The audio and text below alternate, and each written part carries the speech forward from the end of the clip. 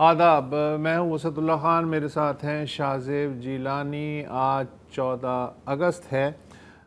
آج ہم دو نسلوں سے بات کریں گے۔ میں پتہ نہیں کس نسل سے ہوں، آپ تو بیچ کی نسل سے ہیں۔ تو پہلے ایک مورخ جو ہیں ان سے بات کریں گے، اور کوئی یہ روایتی بات نہیں ہوگی، تھوڑی سی دلچسپ بات ہوگی، لہٰذا آپ ٹیون ان رہیں۔ پھر دوسرے حصے میں ہم جو آج کا نوجوان ہے وہ بیچارہ وہ کیا کرے، آزادی کا مفہوم اس کے نزدیک کیا بیچارہ ہے، نہیں ہے سر، ابھی اس پہ بات کرتے ہیں۔ ہاں کرتے ہیں۔ تو بالکل تعارف اور ادھر ادھر کی باتوں سے ہٹ کے میں فوراً جاتا ہوں اسلام آباد۔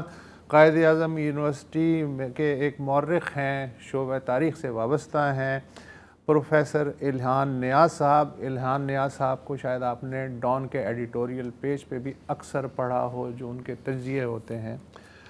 ڈاکٹر صاحب، thank you so much for joining us. 3 کتابیں آپ کی ہیں۔ مجھے لگ رہا ہے کہ آپ کا جو آبسیشن ہے، آبسیشن تو میں غلط کہہ رہا ہوں، جو وہ بنیادی طور پہ جو توجہ ہے وہ ہے the culture of power, whether it is in the subcontinent, in Pakistan اور ان یوریشین ریجن۔ اس پہ آپ نے ظاہر ہے آپ کی 3 تصانیف بھی ہیں۔ تو آپ کا جو تھیسس میں نے پڑھا ان دا جسٹ، وہ یہ ہے کہ 47 کے بعد بھارت اور پاکستان بالخصوص ان کی جو اشرافیہ تھی وہ ایک ڈیلیوژنل، آربیٹریری، ایڈیوکریٹک ذہنیت کے ساتھ جب اس نے حکومت کی تو آج تک اب ایسی شکل بن گئی ہے کہ جیسے ریاست ان کے مالک ہم نہیں ہیں، بلکہ وہ ریاست کے مالک ہیں اور وہ اسے ایک جاگیر کی طرح ٹریٹ کر رہے ہیں۔ اور آج 14 اگست بھی ہے، تو کیا کریں؟ مطلب اگر ایسا ہی ہے جیسا کہ آپ نے ثابت کرنے کی کوشش کی ہے، تو اس کو کیسے بدلیں، کیا کریں؟ دیکھیں، بات تو یہ ہوتی ہے کہ کوئی بھی ملک جو ہے وہ جادو سے کسی اور چیز میں تو نہیں تبدیل ہو سکتا۔ پاکستان جو ہے جیسا بھی ہے، اگر اس نے بہتر ہونا ہے یا بگڑنا ہے تو وہ اپنا ہی جو ہے بہتر ورژن بن سکتا ہے یا اس سے جو ہے برا ورژن بن سکتا ہے۔ تو ایک دو چیزیں جو آبویسلی جو آپ کی جو اشراف ہے اس کے اوپر جو بوجھ ہے وہ یہ ہے کہ ان کو تھوڑا سا سمجھنا چاہیے کہ اگر ہم نے یہ ریاست جو ہے چلانی ہے، جدید دور میں باقی دنیا کا مقابلہ بھی کرنا ہے اور اپنی عوام کی تھوڑی بہت جو ہے خوشحالی کا بھی خیال کرنا ہے، تو وہ کس بیسس پر جو ہے حکمرانی کریں۔ سو آئی تھنک کہ یہاں پر ایک جو بہت بڑا مسئلہ ہے وہ یہی ہے کہ آپ کی جو رولنگ ایلیٹ ہے وہ ان چیزوں سے کوئی خاص انٹرسٹڈ نہیں ہوتی، وہ کوئی ان کی دلچسپی نہیں ہوتی ان چیزوں میں۔ آپ باتیں کریں کہ جی تعلیم کی یا صحت کی یا کسی بھی شعبے کی جس سے جو ہے عوام کا فائدہ ہو سکتا ہے، تو بالکل آپ کی جو اشرافیہ جو ہے وہ سو جاتی ہے، اس کو کوئی اس پہ انٹرسٹ نہیں ہے۔ ہاں، اگر آپ اور چیزوں کی بات کریں کہ جی لون کیسے لے کر آنا ہے آئی ایم ایف سے یا ہتھیار کسے ڈاکٹر صاحب، خریدنے ہیں، تو اس کے اوپر یہ تو ویری ہم سب انٹرسٹڈ۔ جانتے ہیں کہ اشرافیہ کو کیوں انٹرسٹ ہوگا جب وہ ایک چار دیواری بنا کے آرام سے رہ رہی ہے۔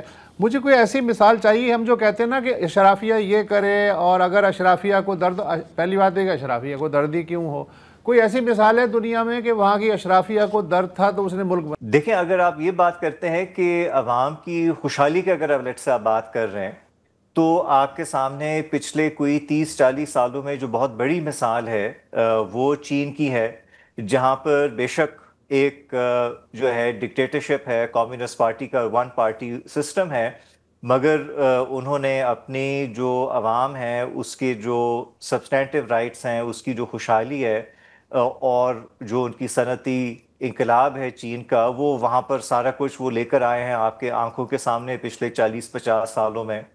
سو دا تھنگ از کہ یہ ایشو شاید اتنا نہیں ہوتا کہ آپ کے ہاں ملک میں کس قسم کا فارمل سسٹم ہے یا فارمل سسٹم نہیں ہے، حالانکہ اس کی بھی ایک اپنی اہمیت ہوتی ہے۔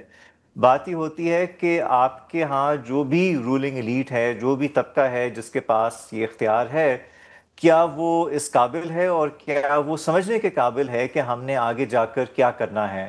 ہماری بدقسمتی یہ ہے کہ doesn't really make a difference کہ آپ جو ہے یعنی کہ سوشلزم لے کر آ جائیں، اسلامائزیشن لے کر آ جائیں، آپ ڈیموکریسی لے کر آ جائیں، ملٹری رول لے کر آ جائیں، اینڈ میں آپ کے پاس جو ہے وہی جو ہے انڈر پرفارمنس ہی آتی ہے۔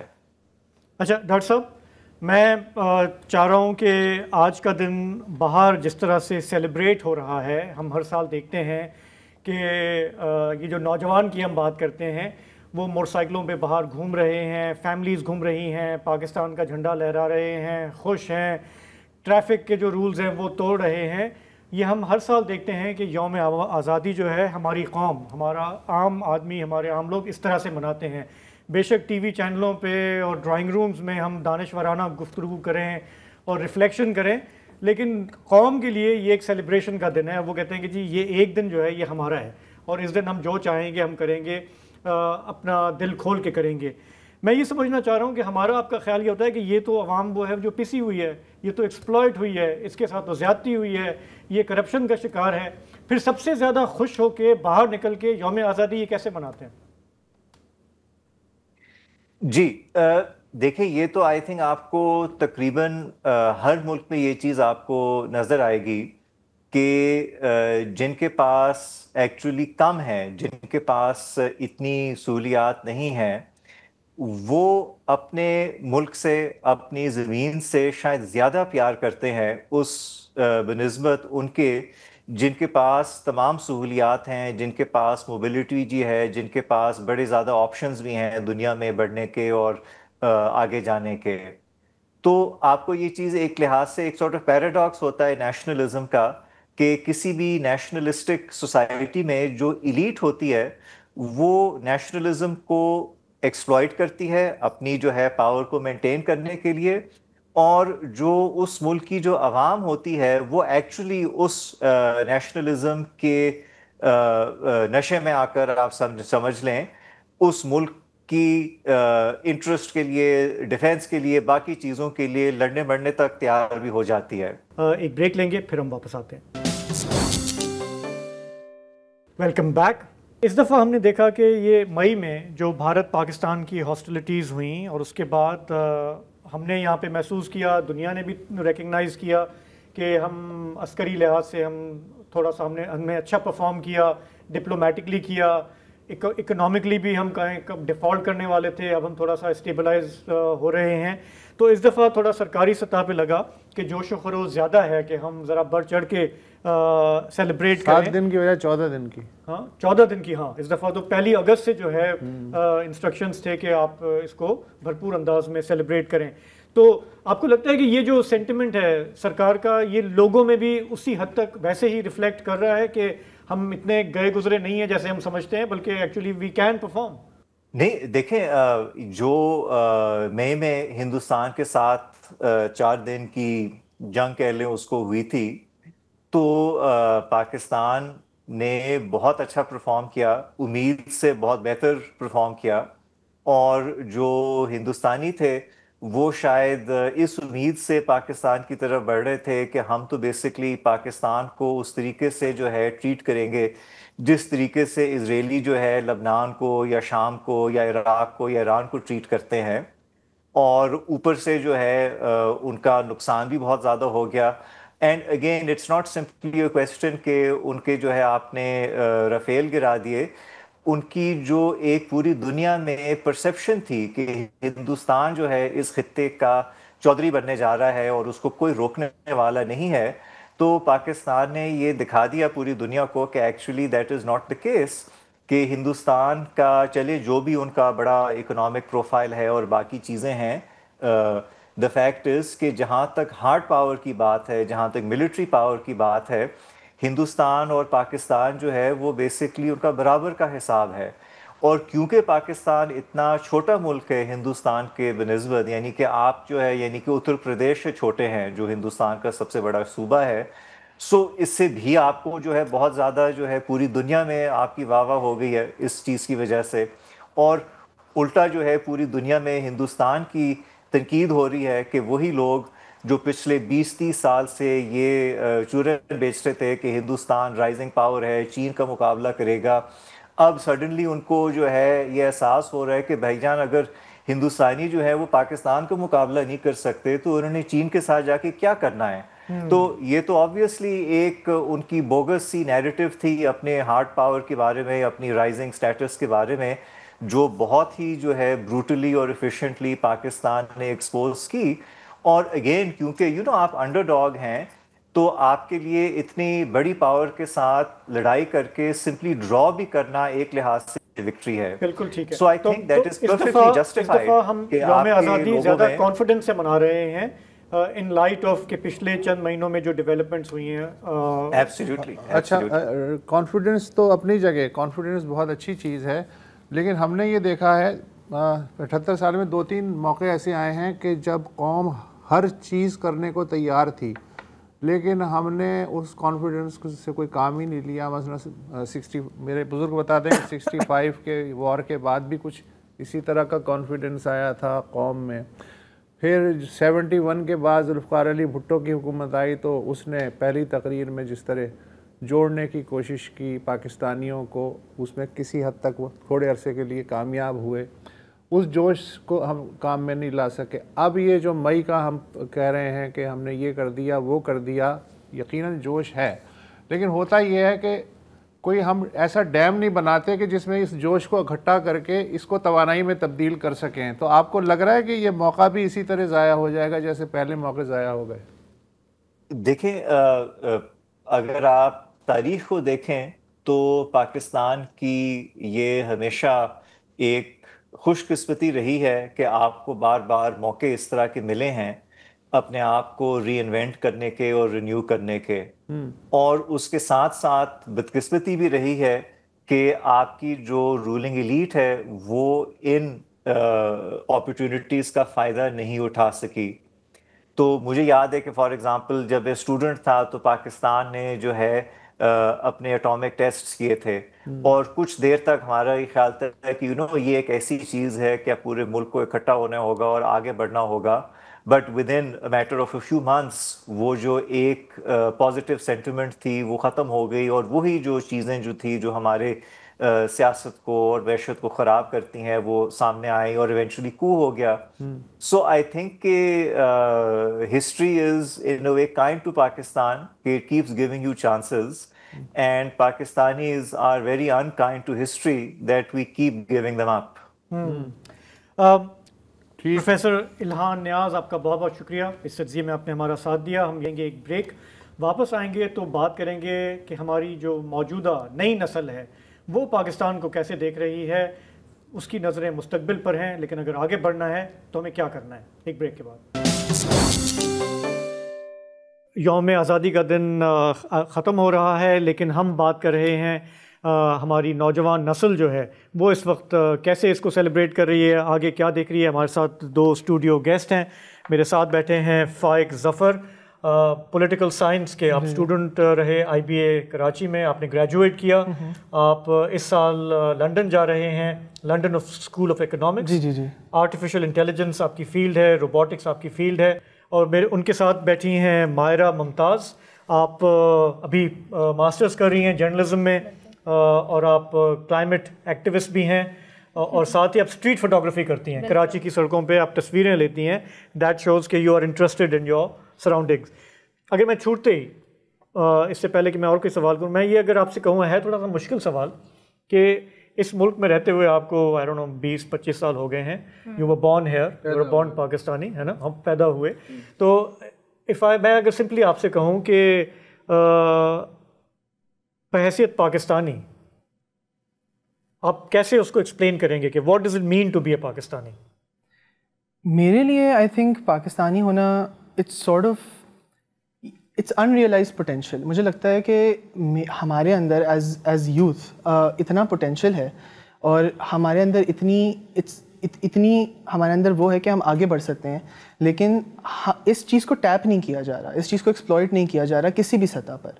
تو for me that is the tragedy of being a Pakistani at this point in time. Okay, unrealised potential آپ کے لیے؟ آئی تھنک میرے لیے پاکستانی ہونے کا مطلب staying true to the people I live among, staying true to the land. اس کی وجہ یہ ہے کہ میں نے اپنا جب انڈر گریڈ بھی کرا تھا تو ہمیں یہی بتایا جاتا تھا کہ ڈیولپمنٹ ہوتی ہے تو it is for the people by the people. تو ہمیشہ میرے دماغ میں یہی ہے کہ میں ہمیشہ جو بھی کانٹیکسٹ پڑھا ہے وہ میں نے پاکستان میں یا کراچی میں رہنے والے لوگوں کے حساب سے پڑھا ہے، ان کے مسئلوں کو سمجھتے ہوئے پڑھا ہے. تو اگر میں یہاں سے چلی جاؤں، میں ان کو نہ دیکھوں، میں ان کو کیٹر نہ کروں، تو یہ تھوڑا سا انفیئر ہوگا ان لوگوں کے لیے جن کے پاس ریسورسز نہیں ہے to move ahead, to move forward in their life, to grow. تو آئی تھنک کہ میرے لیے پاکستانی ہونے کا مطلب یہ ہے staying true to the people. تو آپ کی ایک کمٹمنٹ ہے اپنے معاشرے سے، سوسائٹی سے، یا اس ملک سے، یا اس کے لوگوں سے، اور آپ اس کو کنٹریبیوٹ کرنا چاہتی ہیں. بہت ہی زبردست جذبہ ہے، کاشی ہے اور بھی لوگوں میں ہوتا. لیکن اب میں اگر آپ سے یہ پوچھوں کہ ہم عموماً وسعت صاحب، ہم اور ہمارے ساتھی ہیں زرار، وہ آج چھٹی پر ہیں، جب ہم یہ پروگرام کر رہے ہوتے ہیں تو ہم روز اس ملک کے مسئلوں پہ بات کر رہے ہوتے ہیں، چاہے وہ دہشت گردی ہو، سیاست ہو، کرپشن ہو، ہیومن رائٹس کی وائلیشن ہو، بچوں کے ساتھ ظلم ہو، مطلب نہ ختم ہونے والی سٹوریز ہیں، جس سے ہمیں لگتا ہے کہ یہ ملک تو ایک مسائل کا ایک انبار ہے. لیکن آپ کی دنیا میں کون سے ایسے 2-4 ایشوز ہیں جو سب سے پہلے جن کو ایڈریس کرنے کی ضرورت ہے، تاکہ پھر وہ جو انریلائز پوٹینشیل ہے اس سے ہم اس کو ریئلائز کر سکیں؟ آئی تھنک سب سے زیادہ جو امپورٹنٹ چیز ہے جس پہ ہمیں فوکس کرنا چاہیے وہ یہ ہے کہ ہمارے پاس اکنامک اپرچونیٹیز کی بہت سخت طریقے سے قلت ہے. ہمیں پرووائڈ ہی نہیں کی جاتی وہ اکنامک اپرچونیٹیز جس سے پاکستانی لوگ اپنا لوہا دنیا میں منوا سکیں اور اپنے آپ کو دنیا میں ثابت کر سکیں کہ ہم بھی جو ہیں وہ کسی سے کم نہیں ہیں. ہمیں یاد رکھنے کی یہ ضرورت ہے کہ یہ جنریشن جو ہے یہ 90s کی جنریشن نہیں ہے، 80s کی نہیں ہے، 70s کی نہیں ہے. This is a very well connected generation. ان کے سب کے پاس اب آج کل اسمارٹ فون ہے، سب کنیکٹڈ ہیں تھرو ٹک ٹاک، تھرو انسٹاگرام دنیا. اب ہم دیکھ سکتے ہیں کہ دنیا کہاں جا رہی ہے اور ہم کہاں پیچھے رہ گئے ہیں. تو سب سے جو امپورٹنٹ چیز ہے وہ یہی ہے کہ معاشی مواقع جو ہیں وہ ہمیں اس طرح سے فراہم نہیں کیے جا رہے، اور اگر ہمیں وہ اپرچونیٹی چاہیے تو ہمیں وہ یہ ملک چھوڑنا پڑتا ہے وہ اپرچونیٹیز حاصل کرنے کے لیے. اس کے بعد میرے پاس ایک چھوٹی سی مثال ہے. میں ایکسر کالج کا پڑھا ہوں، تو وہاں پر میرا سینئر تھا صالح آصف. وہ جب یہاں پہ تھا he was a very good student, ٹھیک ہے، وہ میتھ اولمپیاڈس میں بھی تھا. وہ تھا when he went abroad, he went to MIT. وہاں پہ اس نے فاؤنڈ کی ایک AI کمپنی جس کا نام ہے کرسر. آپ مجھے نہیں معلوم کہ آپ نے نام سنا ہوگا. It's a coding app. Today آج کرسر کی ویلیویشن 10 بلین ہے. وہ ویلیویشن، وہ مارکیٹ کیپٹل، وہ ریسورسز یہاں پر بھی تو ایکسپلائٹ کی جا سکتی تھیں. آپ کے پاس وہ ٹیلنٹ موجود ہے، لیکن اس کو ریکگنائز کرنے کے لیے، اس کو ایکسپلائٹ کرنے کے لیے کسی کے اندر ویژن نہیں ہے. برابر والے ملک کے اندر، انڈیا کے اندر بھی ایک اسٹوڈنٹ تھا Arvind Srinivas. I think I am probably butchering his name but that was his name. He is the co founder of Perplexity. India نے نہ صرف اس کو اون کیا بلکہ پرائم منسٹر مودی جو ہیں وہاں کے، he is collaborating with him across multiple projects. So یہ فرق ہے دونوں ملکوں کے اندر کہ ہم اپنے پوٹینشیل کو، اپنے لوگوں کو اون نہیں کرتے، اور اس پوٹینشیل کو ہم کسی طریقے سے اس کو نیویگیٹ اور ایکسپلائٹ نہیں کرتے. یہ ان کی گفتگو سے یہ بہت کلیئر ہے کہ ان کی نظر آگے ہے. ہم لوگ جو ریئر ویو میں دیکھ رہے ہوتے ہیں اکثر، ماضی میں کیا ہوا، کیسے ہوا، یہ نسل، آپ کی نسل جو ہے یہ آگے دیکھ رہی ہے. اچھا، انہوں نے کہا کہ ملک چھوڑنا پڑتا ہے کبھی کبھی اپنی فل پوٹینشیل ریئلائز کرنے کے لیے. آپ کہہ رہی ہیں کہ یہاں گراؤنڈڈ ہو کے اس معاشرے میں یہاں پہ رہ کے بھی کردار ادا کرنا ضروری ہے. تو کبھی کبھی وہ اسٹائفلنگ بھی ہو جاتا ہے، فرسٹریٹنگ بھی ہو جاتا ہے. اور آج سے 5 سال کے بعد جو ہو سکتا ہے جب آپ کمپیئر کریں کہ جو ملک چھوڑ کے گیا وہ تو کہاں سے کہاں پہنچ گیا اور ہم وہیں پڑے ہیں. کیا یہ تھنکنگ ہے؟ ہاں، ڈیپ ڈاؤن کہیں میرے اندر بھی ایگزسٹ کرتی ہے. میرے والدین مجھے بہت بولتے ہیں کہ پڑھنے کے لیے باہر چلے جاؤ، جاب کرنے کے لیے باہر چلے جاؤ. میرا بھائی مجھے بہت زیادہ بولتا ہے، لیکن فار سم ریزن اندر نا مجھے گلٹ فیل ہوتا ہے، کیونکہ میں نے اپنے 4 سال اور اپنے 2 سال اسی چیز کے اوپر وقف کر دیا کہ I need to look into کہ گراؤنڈ لیول پہ کیا ہو رہا ہے. میں ابھی جہاں جاب کر رہی ہوں وہاں پہ بھی ہم اکثر ایسی کمیونٹی سے ملتے ہیں جو کہ ہمارے اب جو ڈیولپمنٹ ہو رہی ہے ان سے پریشان ہیں، جو آن بورڈ نہیں ہیں. تو مجھے وہ چیز بہت بادر کرتی ہے. مجھے لگتا ہے کہ وہ گلٹ شاید مجھے نہ کھاتا رہے کہیں نہ کہیں اگر میں یہ سوچوں کہ میں یہ چھوڑ کے چلی جاتی ہوں، because it's an easy way out for me, because I have resources, I can go definitely. لیکن میں چاہتی ہوں اگر میں فار انسٹنس میں چلی جاتی ہوں پڑھنے کے لیے چلی گئی، لیکن I do want to come back. I think کہ staying true to my roots is very important to me. Mahira اور فائق کے ساتھ ہماری گفتگو جاری ہے. एक ब्रेक लेंगे, फिर हम वापस आते हैं। Welcome back. हमारे दोनों मेहमान हमारे साथ बैठे हैं, उनसे हमारी गुफ्तगू का सिलसिला जारी है। आप दोनों से मेरा एक सवाल है, पाकिस्तान का सबसे बड़ा मसला इस वक्त क्या है? मईशत है, टेररिज्म है, पॉलिटिकल इंस्टेबिलिटी है, या एनवायरनमेंट डिग्रेडेशन है? आई थिंक पॉलिटिकल इंस्टेबिलिटी सबसे पहले तो, क्योंकि हमने अपनी आवाम को भी ना, मुझे लगता है इसी चीज़ के अंदर उलझा दिया है कि कौन जेल में जाएगा, कौन जेल में नहीं जाएगा, किसके साथ क्या होगा, किसके साथ ये नहीं होगा, फ़लाने को वोट देना है, लोग दुआ कर होते हैं कि भाई फ़लाना बंदा जेल से आ जाए, फ़लाने बंदे के साथ ये हो जाए। तो हमने लोगों को इन चीज़ों के अंदर इतना उलझा दिया है कि अगर लोग इससे आगे देखते ही नहीं, पीपल डू नॉट अंडरस्टैंड कि अच्छा क्लाइमेट चेंज आ रहा है, तो हम जो अपने इर्द गिर्द में हीट वेव देख रहे हैं, हमारे इर्द गिर्द में चीज़ें हो रही हैं, वो किस वजह से हो रही हैं, हमने कभी उस चीज़ को एक डिफरेंट पर्सपेक्टिव से सोचा ही नहीं। तो मुझे लगता है पॉलिटिकल इंस्टेबिलिटी हमारे जो मुल्क के अंदर एग्जिस्ट अगर स्टेबल हो जाए तो बाकी चीज़ें भी हल होनी शुरू हो जाएंगी। आपका? मैं इसको अलग तरीके से बोलूँगा, मैं पॉलिटिकल इंस्टेबिलिटी नहीं बोलूँगा, मैं इसको बोलूँगा पॉलिटिकल इनकॉम्पिटेंस है। आज अगर फ़र्ज़ करें मुल्क के अंदर मार्शल लॉ लग जाए तो आपके मुल्क के अंदर स्टेबिलिटी तो आ जाएगी, you will have stability, but आपके मुल्क उनके अंदर जो है वो कॉम्पिटेंसी नहीं है, वो विजन ही नहीं है कि वो दुनिया के साथ कम्पीट कर सके। या वो में सबसे ज़्यादा होती है स्टेबिलिटी जी, सुकून है ना जी। तो आप स्टेबिलिटी लाना कोई मुश्किल काम नहीं है, आप स्टेबिलिटी ला सकते हैं। ये उन्होंने अच्छा कहा कि अगर मुल्क में मार्शल लॉ लग जाए तो नहीं विल नहीं है फॉर बात पूरी करने में। तो मुझे ये लगता है कि कॉम्पिटेंस नहीं है, चाहे वो आप सिविलियन इदारे देखें, चाहे आप दूसरे इदारे देखें, मुझे लगता है कि उनके अंदर कॉम्पिटेंस और विजन की ऊपर भी माठा ही बैठेगा जी, कोई माठा कॉम्पिटेंस कहाँ से आएगी? हाँ। अच्छा, एक और सवाल है मेरा कि मेरी उम्र है 63-64, मैं हर वक्त अपनी उम्र का इश्तिहार, आप बुजुर्ग हैं हम सब में, देता रहता हूँ। अच्छा, तो मेरी वो नस्ल है जिसने तार के रेडियो से ट्रांजिस्टर आता हुआ देखा, फिर वीडियो कैसेट आता हुआ देखा, फिर VCR, फिर फैक्स मशीन, और अब मैं जेनजी के साथ बैठा हुआ हूँ।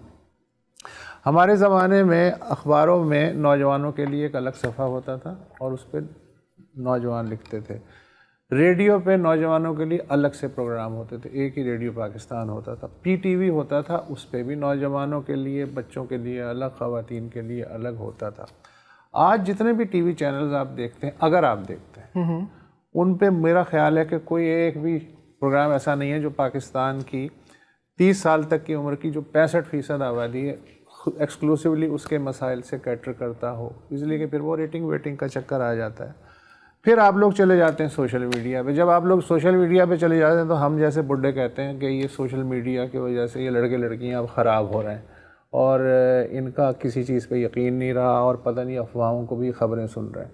सवाल ये कि पहले तो हम दरवाजे बंद करते हैं, अपॉर्चुनिटीज़ को क्लोज़ करते हैं, फिर हम आपको बुरा भला कहते हैं।